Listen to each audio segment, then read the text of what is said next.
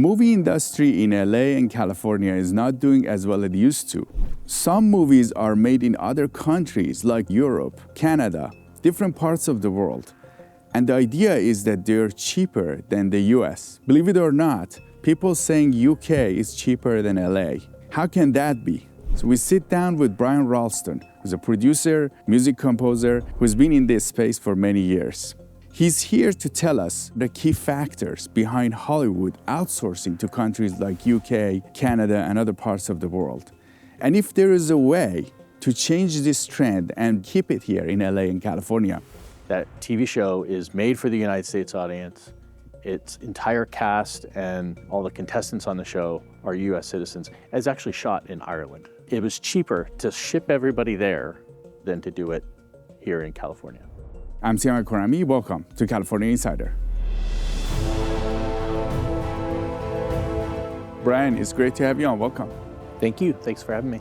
We want to talk to you about Hollywood and what's happening there. You're an insider. You compose music for movies. Yes. You're also a producer. I am.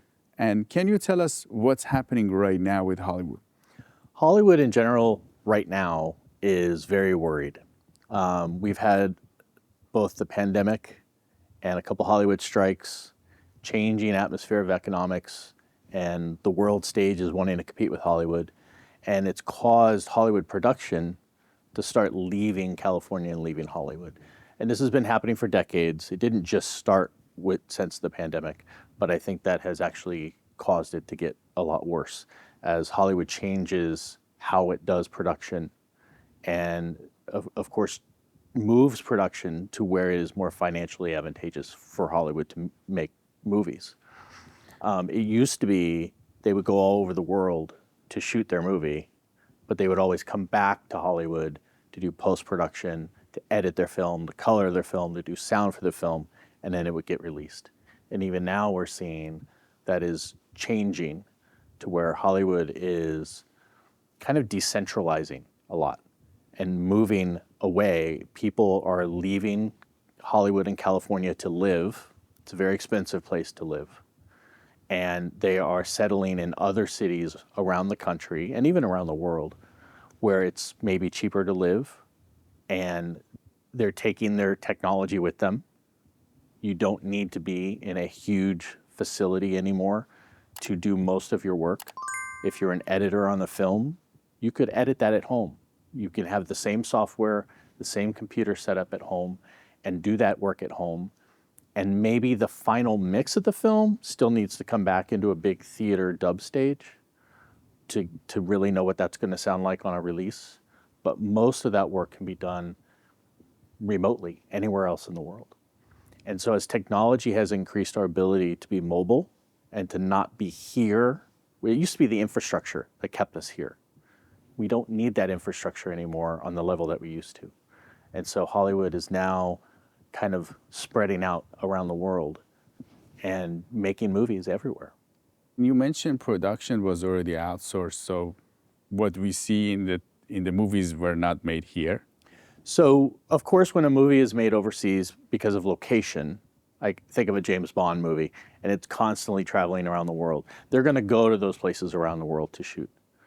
But now, financially, of course, other states in the country like Georgia, Texas, Nashville, Tennessee, these places are offering tax rebates and incentives to come shoot here. And they might creatively have their story set in, New Orleans, but it's more advantageous to shoot in Georgia. So they make their soundstage and their locations look like New Orleans, even though they're in Georgia. And we've been doing this for years. It's the magic of Hollywood. You don't need to be in that facility to do it. There's a film I worked on that actually shot in Massachusetts for most of the time. And about a year later, they had to go back and do reshoots for creative reasons. And those reshoots at the time were actually done in Los Angeles. And they made the stadium and the area that they needed to look like that stadium that was done in Massachusetts at the time, because it was cheaper than assembling a crew in a whole nother location. So almost the reverse is happening from that now, where we will go out and go anywhere in the world where it's cheaper to shoot that movie. I remember seeing an interview, Rob Lowe talking about a TV show called The Floor right now. And That TV show is made for the United States audience. Its entire cast and all the contestants on the show are US citizens. It's actually shot in Ireland, apparently. I did not know this. But it was cheaper to ship everybody there, shoot in the soundstage there for the audience here than to do it here in California. For those actors to stay there for... Absolutely. And now, how is this impacting LA? So people, I always think that movies just magically come out of Hollywood. Somebody in an office decides we're going to make another Avengers movie, and they realize it's a Herculean effort. But 2 years later, movie just gets released, right? There are hundreds of thousands of people in the industry that get hired as a result of this to actually release movies in Hollywood. You've got people that build the sets. You've got, the Teamster truck drivers. You've got all the crew, the lighting technicians, the camera people. I'm a musician, so you have musicians. Not every movie has a huge orchestra like a Star Wars movie. But for the ones that do, there's a department of 100 people right there being hired to record the orchestral score for the movie. So for every movie made here, there are thousands and thousands of people being hired. You've got catering people, you got to feed them on set. You've got makeup artists. You've got all that stuff that gets hired underneath the guise of making that movie. So movie making is a huge driver of jobs in the state, in any state that it goes to, but certainly in California. And these jobs pay well, right? In general, they pay well. So most of Hollywood is a union-driven industry, and as a result of that, it's all about labor, and there are union contracts that production companies have agreed to in these signatory agreements with the Screen Actors Guild, with IATSE, which is most of the crew, with the Teamsters, which are the truck drivers, that there are certain standard wages that are fairly expensive. Yes, they are paid well. But that is also a huge thing that drives our industry to other cities, other states, and other countries, is that those other states with their tax rebate incentives that California doesn't have, or doesn't have as good of a program, those other countries which don't have the same unions or don't have a union at all, allow these production companies to pay less for the same number of crew to build a soundstage in an Eastern Europe country, for example, and to shoot there. And they'll make it look like somewhere in the United States, but it's in Slovenia, for example. So the jobs pay well, but Hollywood is always looking to how do we do more with less? Or how do we do more without the cost going up even? And so, because union contracts never go down. They always negotiate. The next contract negotiated is probably going to be higher. So the cost of making movies escalates all the time. Every time there's a new contract negotiation, it's probably going to be a higher fee to hire people here. California is not only setting trends in the US, but the whole world. We have some of the most and best products and best entrepreneurs across the globe. That's why we decided in California Insider to pick products that are made in California and let you know about them. Today we want to highlight House of Coffee. This is a coffee shop and coffee producer in California that we actually interviewed on the show. So you combine that art and science, and so that way you get a consistent, really good cup of coffee. They're from San Francisco. They have a very important and amazing family legacy. Well, that's my father's roasting style for 30, 40 years that he's done. That started multiple generations ago in Middle East, and now it's in San Francisco. They sent their coffee to us. We tried it. It was amazing. You can try it using the California Insider, CA Insider promo code, and they'll give you a 10% off. Let us know what you think of their coffee. The way they roast it is unique. You mentioned that now post-production was always here. Yes. What did you see? How did this happen that now post-production is moving out? I think technology has actually driven a lot of this. And I can speak really closely to the music industry. To score with an orchestra is not only expensive, but you need infrastructure. You need a scoring stage, which is not just a normal place to assemble musicians. It's not a concert hall, right? There's a lot of electronics and wiring and microphones infrastructure and projecting the movie up on a big screen so the conductor can see it. There's a lot of infrastructure needed to do that. And Los Angeles has always enjoyed having that infrastructure for decades because it used to be the only place in the world, other than, say, London. London was always a good place, where you had that infrastructure that you could record scores like that. Over time, that infrastructure has started to be built in other locations. So in the United States, I can think of Nashville, Tennessee. There's a church there that they have converted over the years to be a recording studio. They're about to build another recording studio in Nashville. While it's in the United States, Nashville is a right-to-work state, and there is a union in Tennessee. It doesn't have the same weight as the musicians union here does in Los Angeles. It's the same union, by the way. It's still the American Federation of Musicians. So the costs of recording in Nashville or Los Angeles on the same union contract, because it's the same contract in every state, is the same. So you're not going to save money by going to Nashville and do a union score. It would cost you the same. So you're saving money in other ways. But being a right-to-work state, Nashville, a lot of the musicians in Nashville either don't belong to the union or don't have the political sway that they do here in Los Angeles. And so most work done in Nashville is done non-union. And they assemble large orchestras with amazing, talented musicians, and they do it at a non-union rate. There is a myth that the non-union rate is a substandard fee, and it's not. On an hourly wage scale, they're getting about the same as what the musicians here would. An Avengers film is probably not a great example because those tentpole movies are at the highest cost the union will pay. They have a rated scale based on budget of the movie. Most movies are not $200 million movies, right? So those musicians paying a lower scale here and non-union in Nashville, the Nashville musicians are getting about the same per hour. But the unions have a provision in their contracts, it's called a residual, which is a residue of profits that they share with everybody on that contract. And when you do a union, you have to share future profits with everybody that was in that orchestra. SAG does this, Directors Guild does this. All the unions have a similar residual pay scale. So when it goes to HBO, goes to Netflix, goes on the airline system, whatever money was made from that new market that opened up, some of that gets shared with the people on the actors, the writers, musicians, right? But I always say, I compare it to this. If you want Tom Hanks, you have to sign a SAG contract. There is no other Tom Hanks. You are hiring Tom Hanks.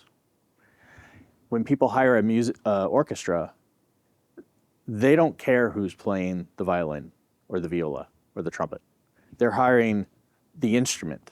They're hiring those notes to be performed by someone live, and you're not hiring an irreplaceable star in general. So people will hire orchestras anywhere around the world where they can get a comparable product for a more reasonable price. And Los Angeles is the only place in the world that has this residual payment for the musicians that's due. So if you go to London, if you go to Prague, if you go to Vienna and record your orchestra there, it's a buyout, meaning the money you pay out front for your orchestra is all you will ever pay. That's very enticing for a producer. And so they don't have to calculate how much profit they're going to share when this movie goes to HBO or goes to streaming or goes to some other form of release in the future. Whereas here, they have to take that into consideration. Now, on an independent movie, it's not going to be that much money. For every $1 million or so in gross profit, it's only about $3,600 that are shared and split with all the musicians on a contract for a low-budget film. For a multi-hundred million dollar tentpole movie, that's millions of dollars that would go just to the musicians. Is it the same percentage or is it a lot? It's a slightly higher percentage, actually, for the tentpole movies. So it So goes to the musicians. Does it go to the people that are doing camera work, lighting? they have everybody? their own residuals as well. So everyone will get a share. If they're on a union contract, yes. So if you go and record your Marvel score in, let's say, London, it's a buyout. They pay a large money up front to record their score, but then nothing is due in the future. And yes, they're still paying future residuals to actors and to camera people and to writers, but there is an option for them to do it where they don't have to pay future residuals to musicians. So they will go overseas and they will record it there. And the London Symphony at Abbey Road is not a substandard product compared to Los Angeles studio musicians. It's probably about comparable. LA studio musicians are among the best in the world, but they're not the only game anymore. And so these larger productions will go overseas frequently to get their scores recorded, save future residual money from doing that.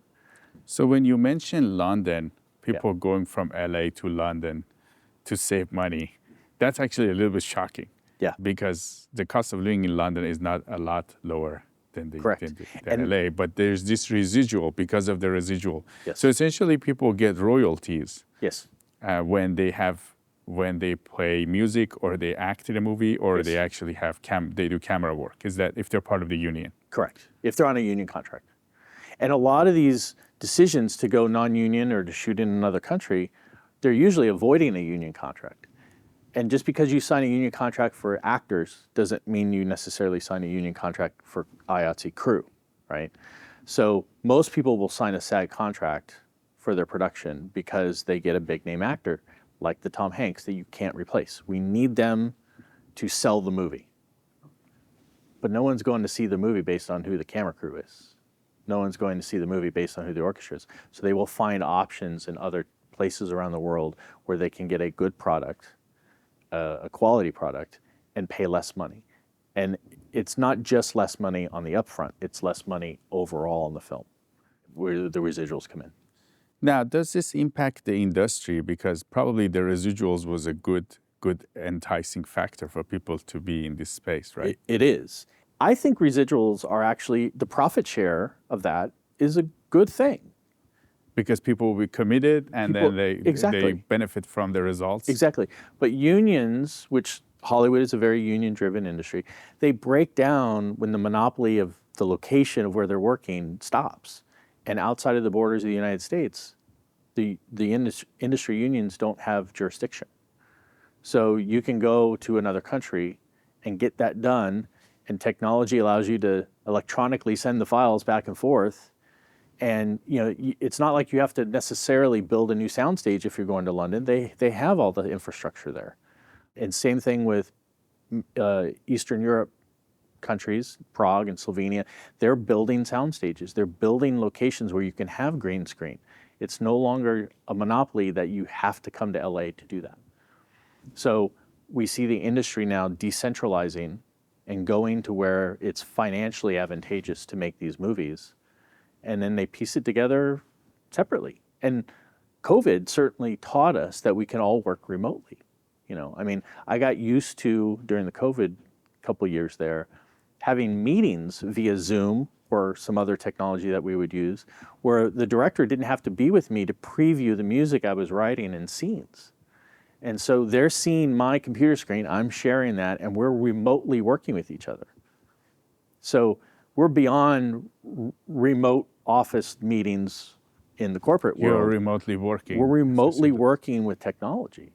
So people now are like, well, if I can remotely monitor my color grading session or my picture editor, why do I have to live in Los Angeles now to make my movies? I can fly to LA when I need to take that meeting.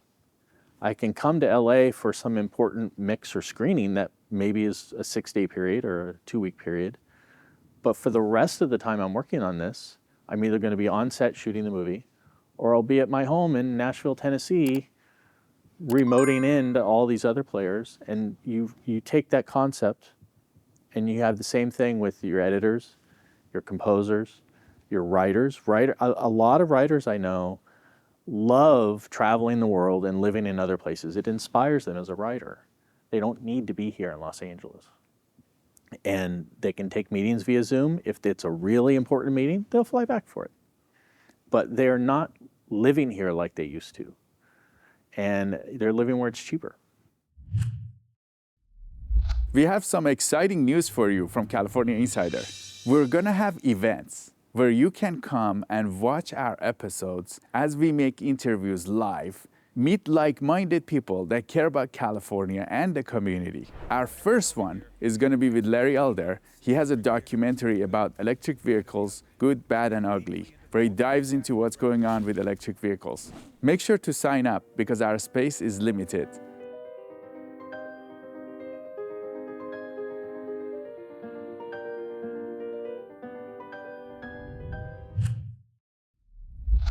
Now, is this going to impact the relationship with Hollywood and LA and movies?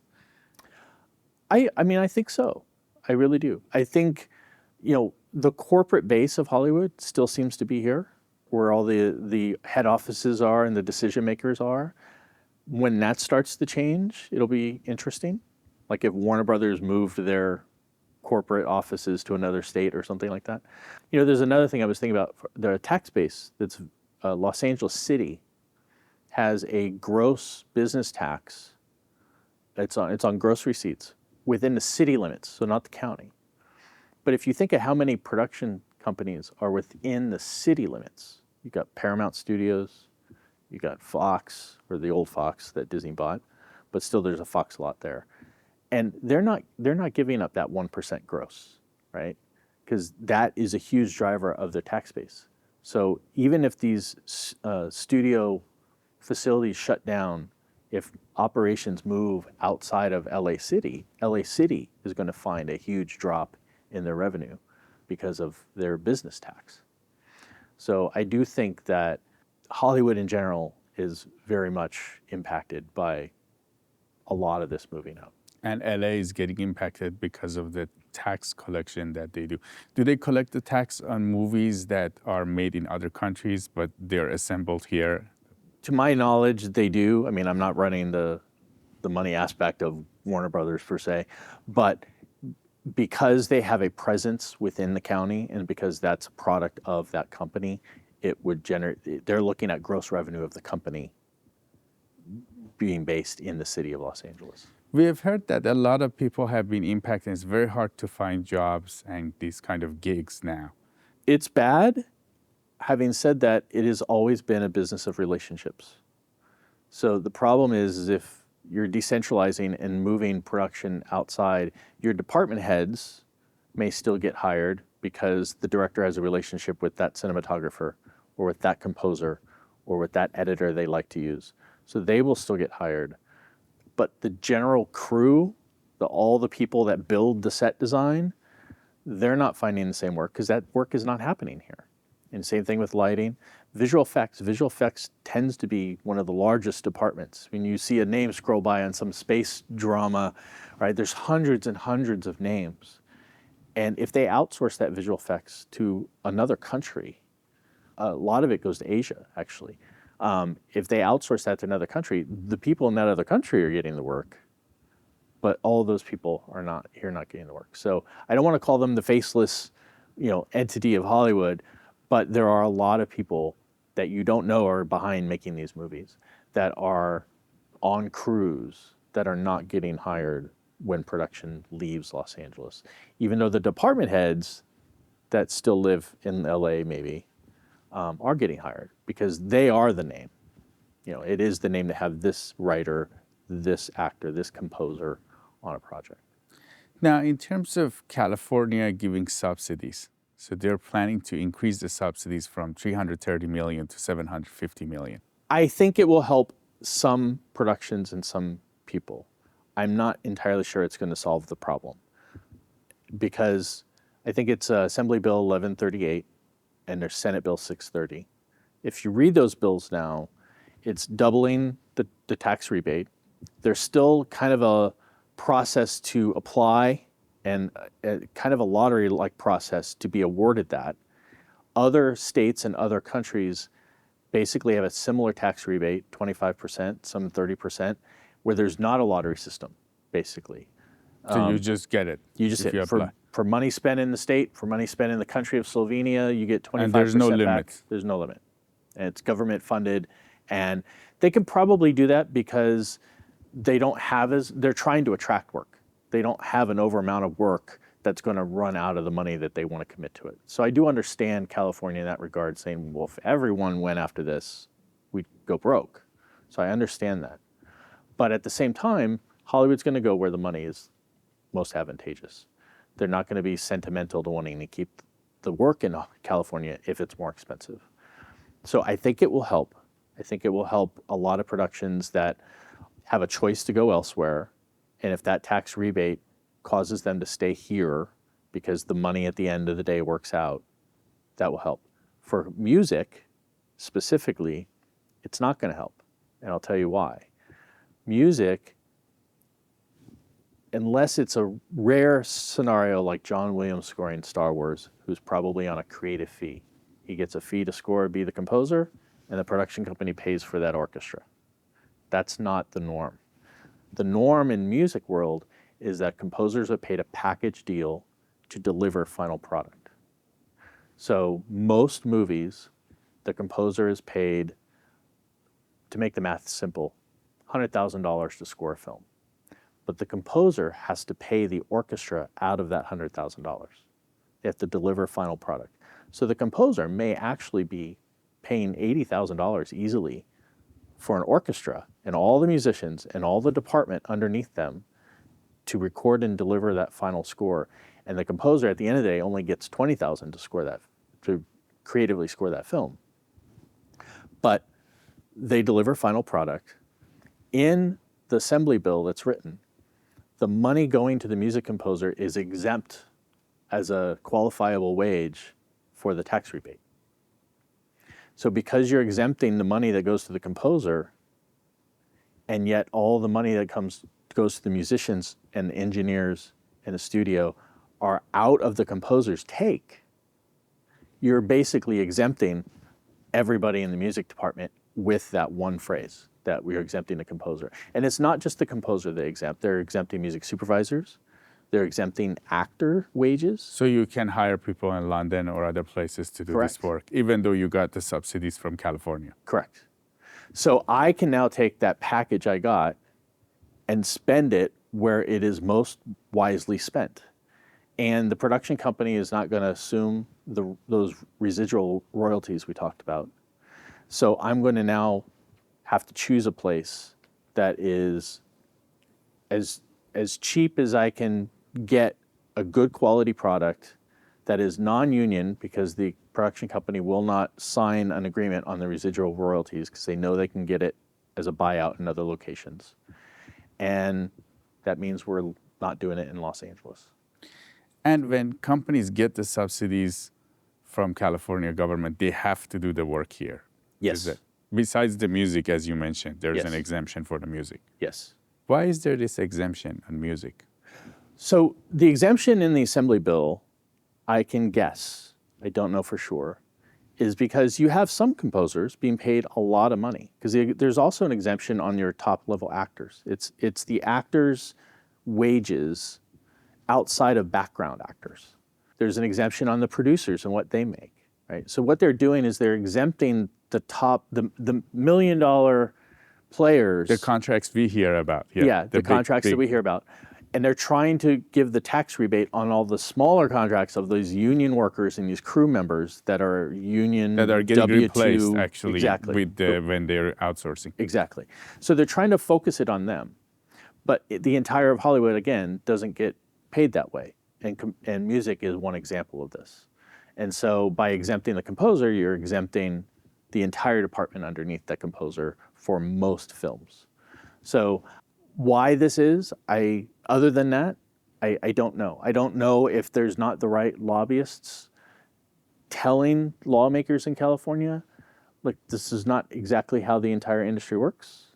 But if they give one exemption for the composer, then you're going to have the actors going, well, wait, that Hans Zimmer or John Williams money is now eligible, So why isn't the Tom Hanks money eligible? Like you're going to have, and then they open up a can of worms. So I think there's a line that they're drawing, but just know that the entire budget is not eligible for this tax rebate in California either because of this. These department head figures that usually make more money are being exempted. Their wages don't count.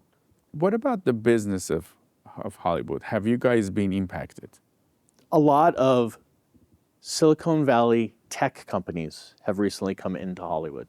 When I think of that, I think of Netflix, right? I think of Hulu and streaming companies, Apple with Apple TV Plus, right? And they don't have the history of Hollywood, the sentimental history of making movies and releasing them in theaters like we're used to. They're after content, right? Netflix was built on, it's like a blockbuster from home rental business. But then all the other studios are like, hey, we can, once streaming came along, they're like, why do we need you to stream our movies? We'll do our own streaming servers. We have data centers, we have Exactly. servers. We can do all of that. We don't need to go through the middleman.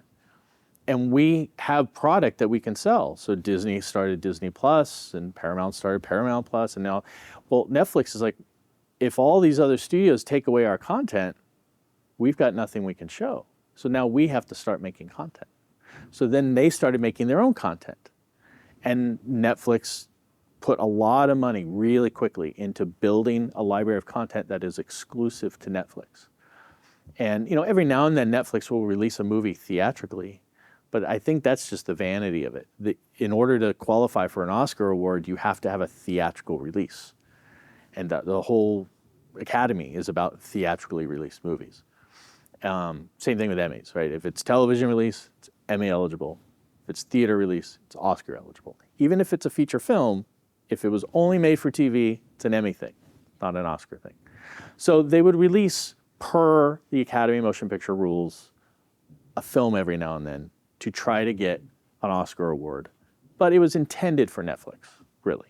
So they do their qualifying 1-2 week run in Los Angeles, New York, and they get a film with an award that they get to tout, but then that only exists now for the rest of its life on Netflix.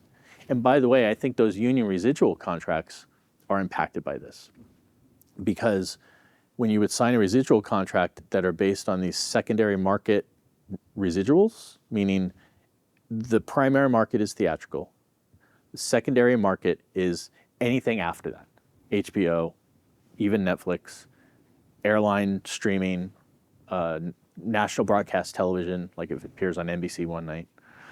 Those are secondary markets that they have to profit share. Well, if Netflix is signing a contract, they release it theatrically, they release it on Netflix, there's no other secondary market. It forever lives on that streaming platform, and they will never have it go anywhere else, for the most part, right? So the residuals will be only from one other market, or if it never had a theatrical release, if the primary market was only streaming, it will never generate a secondary market residual. So that even impacts the residuals of all the unions as well. So now they're having to renegotiate their union contracts to say, we want a share of streaming royalties or streaming profits, which is different than what they used to ask for. So the streaming market has really uprooted all of Hollywood. Actually, I think the loss of home video has uprooted Hollywood, which is the streaming market, because they used to release a movie theatrically, and in home video, Blockbuster, that rental period would pay for a good chunk of the movie after the fact.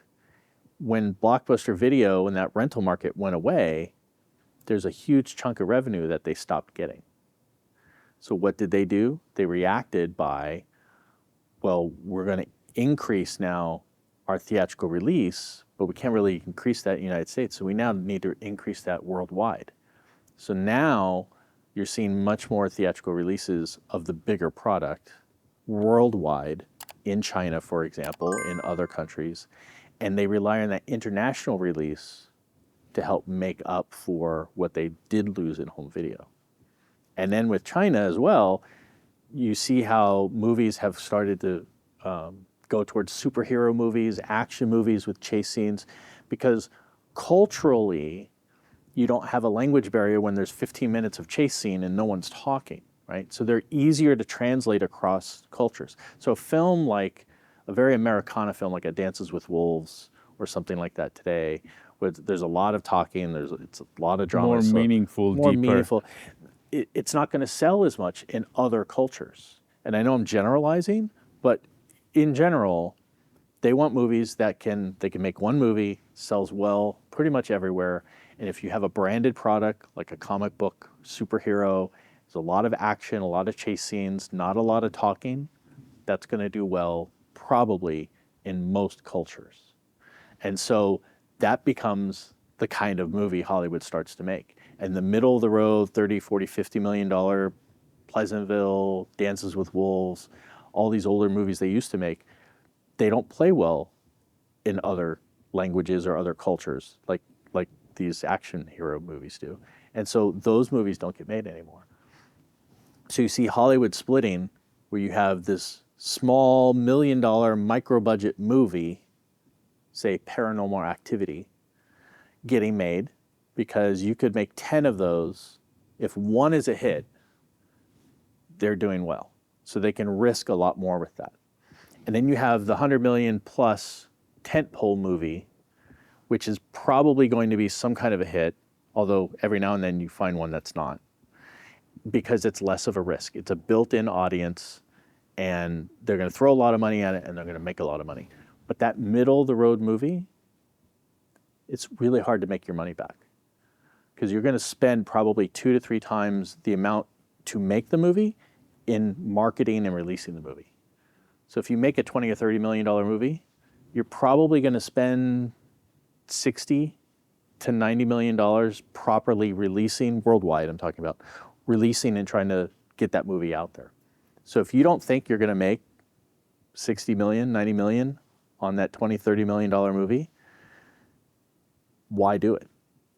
There is some level of dissatisfaction from people in the US, from Hollywood. Of course. And the movies that they're putting out.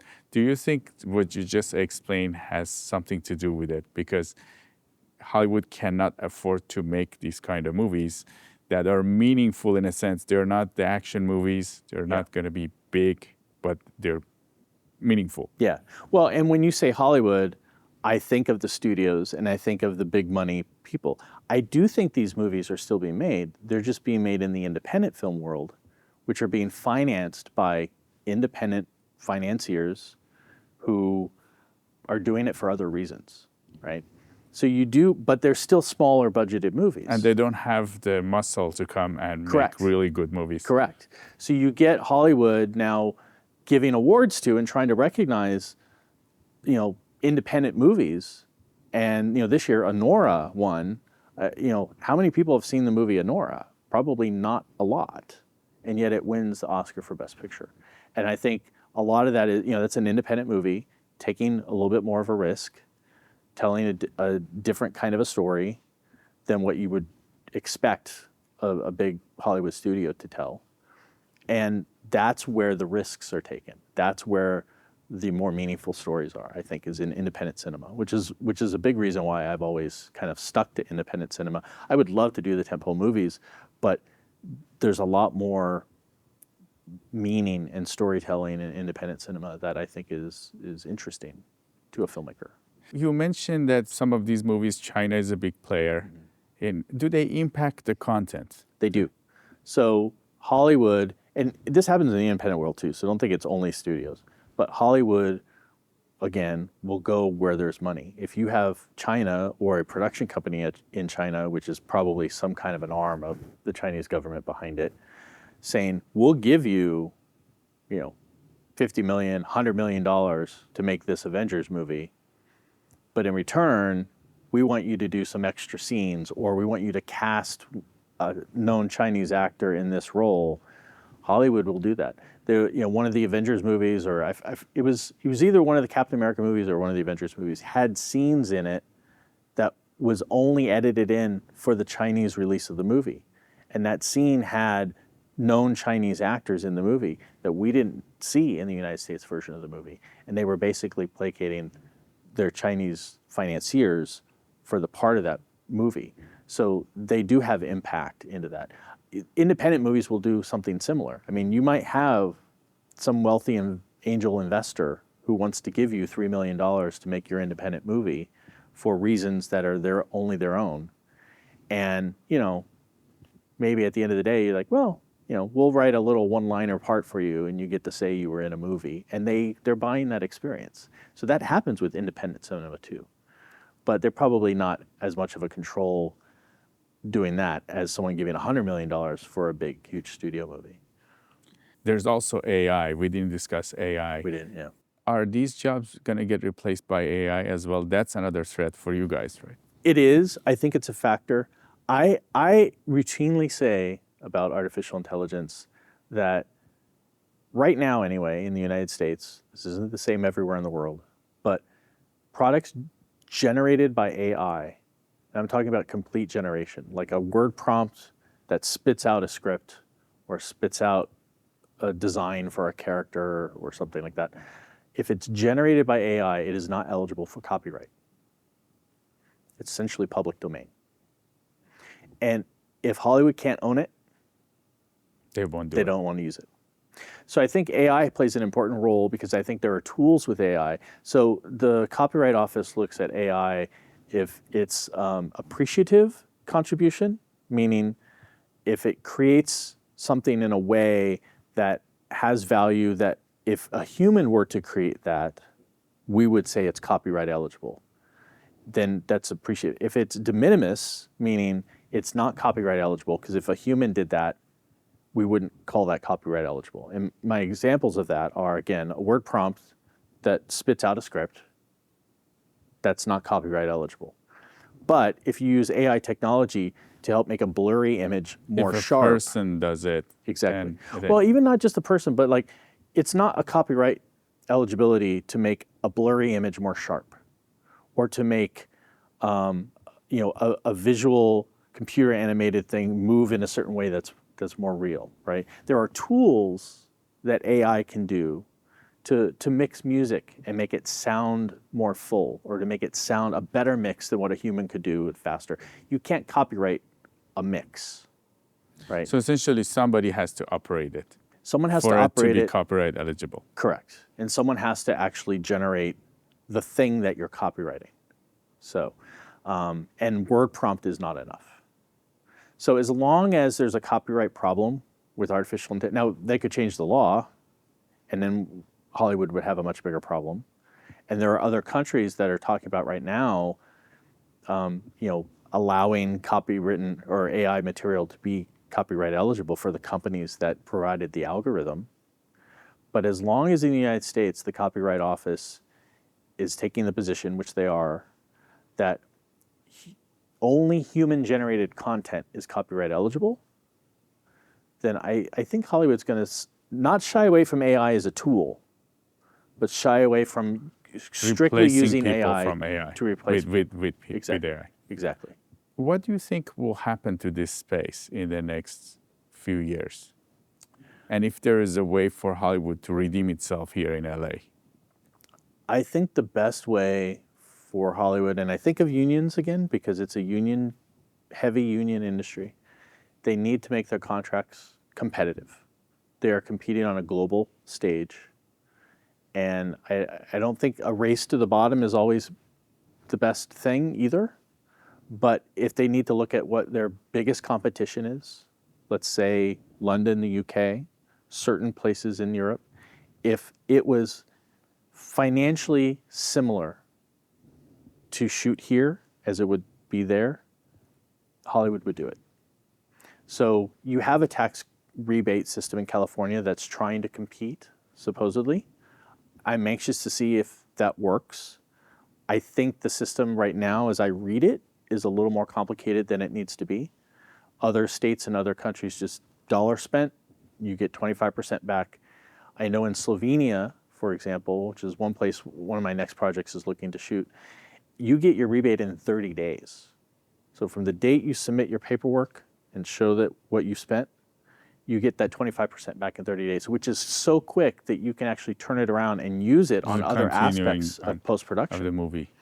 So you can turn a $3 million independent movie into, a $2.3 million movie. Because at 2.3, you're going to get 25% back, and you could turn it in and get more value for your dollar there. California's system, you're not getting it back in 30 days, right? There's a much longer process to when you get that money back. What do you recommend to Californians and the state representatives that want to keep Hollywood here? Not only listen to the union representatives in Hollywood, but seek out the advice and counsel of the non-union departments as well. There are many departments, music, for example. The musicians are unionized, the composers are not. All the musicians are paid out of the composer's take. So you have a law that fundamentally does not restrict union musicians from their tax rebate, but by way of how those union musicians get paid is they get paid out of the composer's money, which is restricted in the tax rebate. So it's a misunderstanding of how the industry really works. And because unions or composers are not unionized, no one's talking to composers. They're talking to the American Federation of Musicians Union and assuming that that covers the music department. And it doesn't really. So there's visual effects would be another industry that is not really unionized, right? Producers are not unionized because producers who make all of these decisions, by the way, because they're managers, they're not really employees, they're seen as managers, they're not eligible to unionize. So they have a producers guild, which is not really a union, it's really an organization, but producers are not unionized. And I don't think the California legislators are talking to a lot of non-union people in the industry. And I think that's important for them to do. I've found that when I have lobbied or talked with legislators about AB 5, it seemed like all the advice and counsel they were getting were from their union contacts. And they had no clue about how this was going to impact, AB 5 was going to impact a 4-member rock band playing at a bar on a Friday night. That wasn't, because the bar playing musicians are not unionized. This is not something that they talk, so they didn't hear about that. So I think they need to speak with a wider variety of people to really truly learn how the industry works. Brian Ralston, Hollywood composer and film producer, it was great to have you on California Insider. It was great to be here. Thank you for having me. Let us know what you think. Is it possible for LA and California to keep the movie industry here? You can always email us at siamak@californiainsider.com or comment. We read all of your emails and comments. I'm Siamak Khorrami, this is California Insider, and we'll see you next time.